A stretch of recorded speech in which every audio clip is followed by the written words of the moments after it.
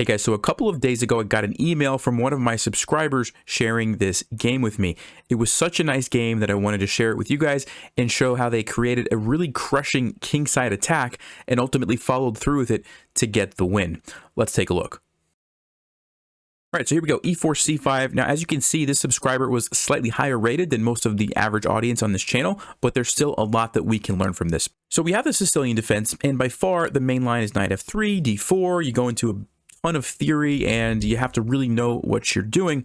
My subscriber played the move b4. Now this is known as the wing gambit, and the reason they played this, and actually the reason they wanted to share this game with me, was because this is from my e4 course. This is one of the lines that I teach in my e4 course, and they used it with great success. Now normally when you play the wing gambit like this, the point is that if black takes, you're going to play a3, and then if black takes, you're going to take with the bishop, and the bishop can be a little bit annoying for black. You imagine if black plays a move like e6, well, we can take that, and now black loses castling rights, and, you know, we have these two open files, kind of in the spirit of like a Banco gambit almost for white.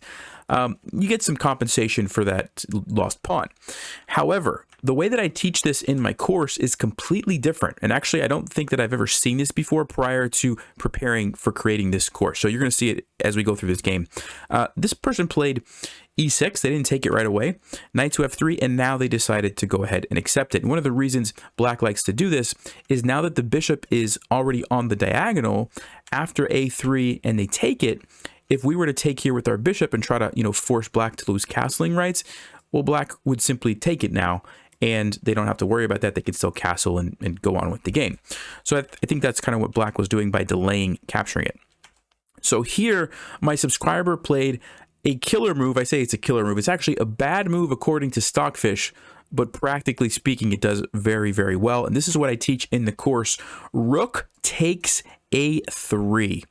And yes, we are giving up a rook for a bishop, which as a general rule, you don't want to do that, right? You don't want to give up a 5-point piece for a 3-point piece. It's called losing the exchange, and it, generally speaking, is not a good idea. However, there's a very specific reason why I teach this line in the course. And one of the things is this bishop becomes a monster, right? It's on this diagonal. It's currently preventing black from castling.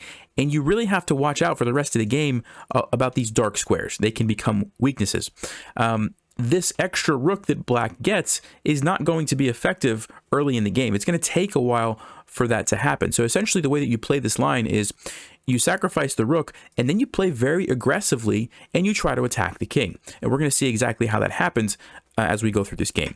So black plays knight to e7, and this is extremely common. A lot of players are worried about the bishop. They want to get castled because they don't want to get their king stuck in the center, and this bishop is preventing that, and so knight to e7 seems like an incredibly logical move, preparing to castle. Okay, so we have d4, d5, e5, pretty standard. And here we go, black castles. It's very common stuff, like lots of people who go into this line will do something just like this. So now my subscriber plays bishop to d3. And this move looks like just a natural developing move. It's actually setting up a very nasty threat.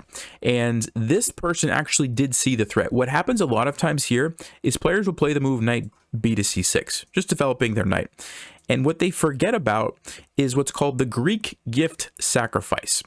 Bishop takes h7. The point here is that after takes, we're going to play knight to g5 check. And if black goes back here, the game is over. They're getting checkmated. You play queen to h5, threatening checkmate here. Black can delay the game a few moves by like throwing in a check and sacrificing the queen, but ultimately it's mate in 2 moves. They can't do anything. They could try to make some space. We simply play queen h7 check. Queen h8 is checkmate because remember that bishop, it's pinning the knight, and so the knight can't, you know, block like black would like.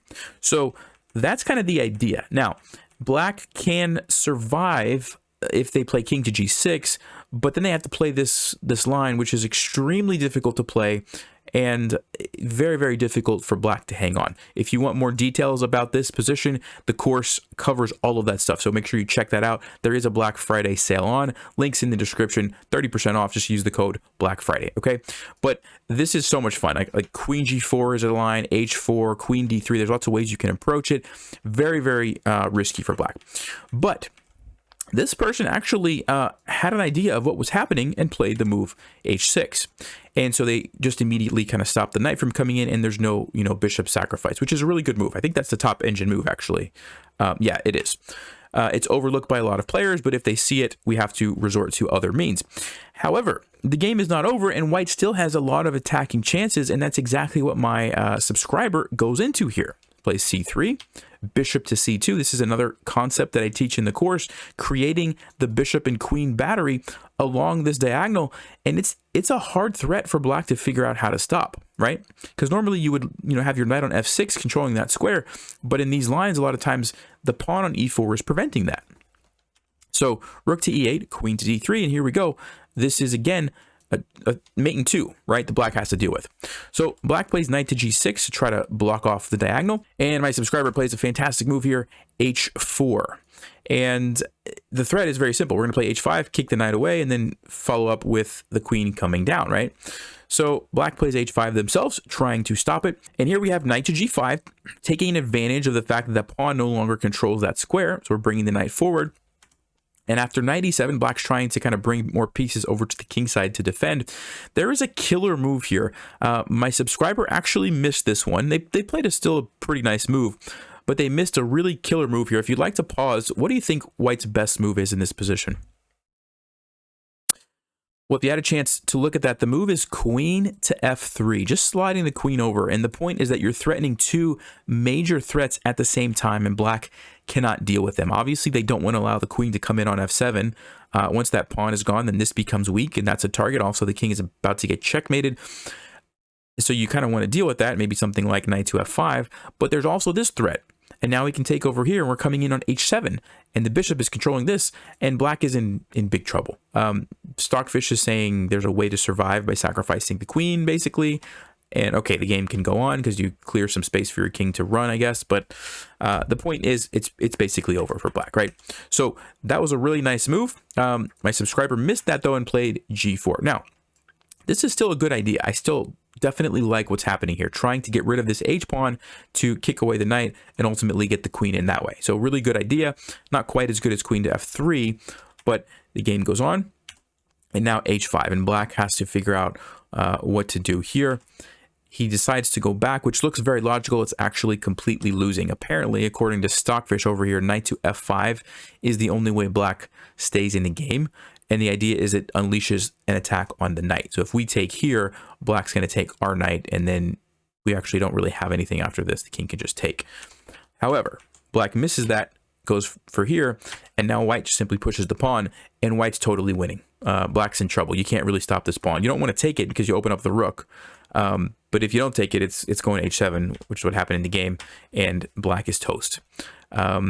They decided to go ahead and give up the knight for it, but now there's a big problem on f6 where this knight's going to come over, and it's basically all over. The only way that black does not get checkmated is by sacrificing the queen. So if they play here, if you'd like to pause and try to find it, it's not very difficult at all.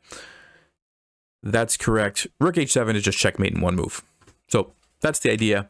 And so because of that, black decided to capture the knight. The game went on a few more moves, but at this point, white's, up so much material, and they did go on to finish it very nicely with, there you go. And that is actually checkmate. The rook is covering here, the bishop, the queen, kind of a funny looking checkmate, but all the pieces are involved in delivering the mate. So fantastic game by my subscriber. Appreciate you sending this to me. If you guys are interested in learning how to play this line and other lines similar that are also unorthodox and aggressive and lead to attacking positions, make sure you check out the E4 Offbeat openings course. Links in the description. Like I said, it's on sale for the month of November, Black Friday. Use that code at checkout and it'll take 30% off. Thank you guys for watching, and I'll see you next time. Stay sharp, play smart, take care.